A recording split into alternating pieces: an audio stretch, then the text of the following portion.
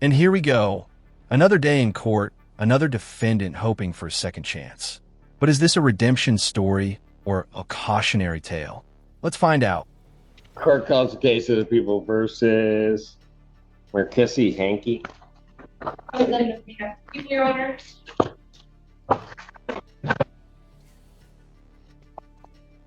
Good afternoon, Your Honor. Attorney Kevin Hassan, except one.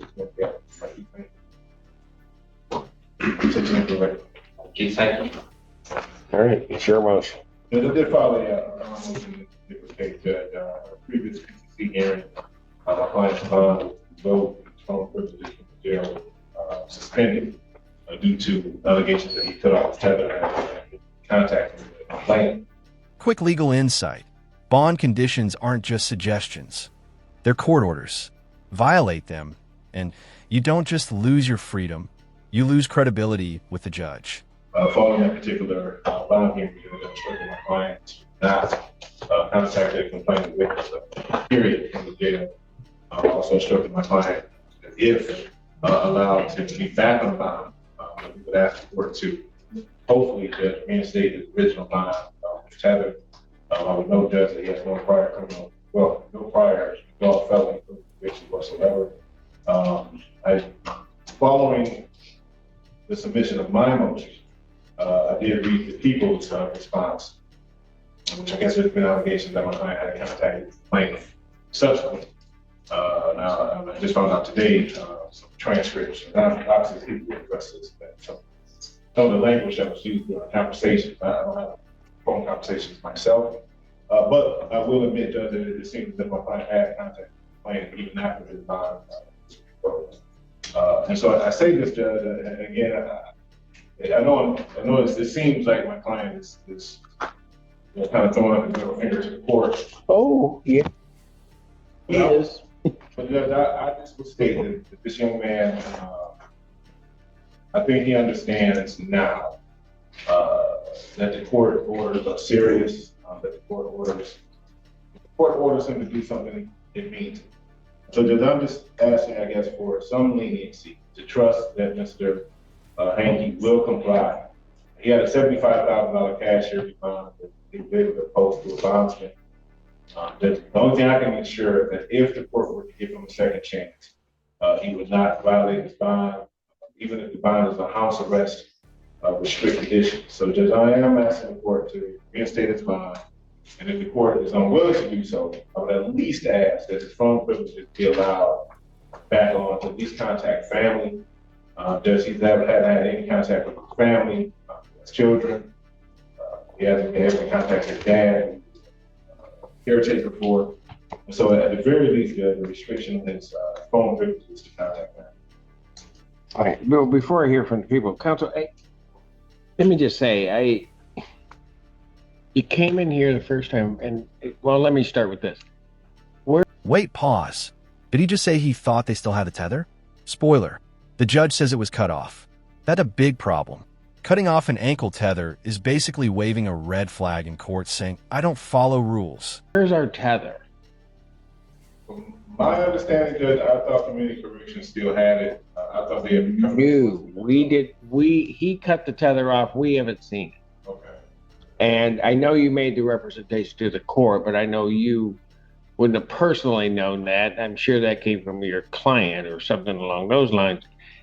We don't have the tether back. Okay. Then, and I get you're making the representation saying your client's going to follow what the court says, but I don't know if anything can be as shocking as walking into a court free. Your bond gets revoked. You get put in jail because of something that you've done, and then you still go about violating the court's order. Notice the judge's tone shift here.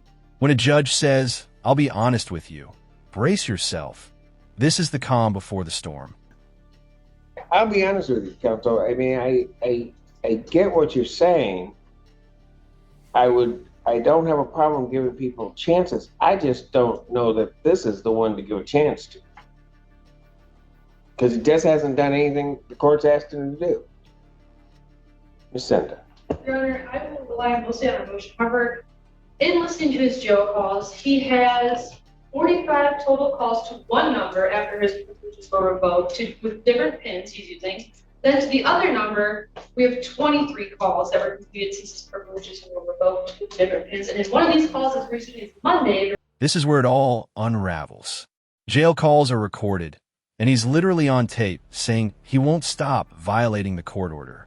If you ever wonder how prosecutors prove bond violations, this is Exhibit A. There were a few memorable quotes that I heard in the calls, such as, "There's not shit in this world that's going to stop me from talking to you, man. Nothing in this world's stopping me from you. I don't give a fuck what nobody says about none of that. I'm going to be calling until my court date. They're not going to do shit. At the end of the day, they can't do shit. I'm going to talk to you till I can't talk to you no more. I'll be home. I'm not worried, man. I know I told you this is about to be my last call, but I'm not stopping shit. I'm not stopping nothing." And then, why stop now if they already know? So I have extreme concerns that he cannot follow court orders, considering he cut off his tether, continued flagrantly calling the victim on other pins, both numbers, acknowledging in some of the calls that he should not be contacting her, and continue to contact her. He just cannot abide by any of the court orders that are set before him. So I have great concerns, and especially given the violent nature of this case as well. Anything else, counsel? I mean, counsel, does your client want me to just request to the jail that they put him in solitary so that he has no contact with anyone, can't use their PIN number? If he thinks we can't do something, and if particularly if you're going to look at this judge and think I can't do something, young man, you're going to learn a big lesson. So I definitely don't want that. My client. Well, he needs to, and I don't mean to interrupt you, counsel, but he needs to understand. You can say all that stuff. You are not that big, not that bad. Now, if you want to play with me. And there it is. The judge just dropped the classic warning. Mess around and find out. Translation: keep testing me, and the consequences get worse. This is the kids say, mess around and find out. I guess that's not the quote, but yeah, well, it's close, but I did pretty good. I said it okay, right now. All right. So just, if I may, just briefly, my client would like to support. Go ahead. I want to apologize. I don't think I'm being bad at all. Is bragging about myself. I can't say that I'm not in here for nothing. You obviously think I am. Yeah. I just want to apologize. Like I said, I'm not being bad. I don't want to be here at all. I really don't. Truly. So, again, please show mercy. Please. So, thanks. I have no problem showing mercy to those that deserve it and have earned it. You have not. Motion for bond. And there's the gavel moment. Bond stays revoked. No leniency today. This is a reminder that apologies are good, but actions speak louder. Reduction or any change is denied. His bond will continue as revoked. Thank you, Judge. And for the record, this is also, from my understanding, the PCC. Yes, sir. Is all discovery complete? And I would ask if possible, if possible. Witnesses available on the first. We'll do our best, Your Honor. Preliminary examination in person will be set April 1st, 2025, 9 a.m. in person before Judge Perry.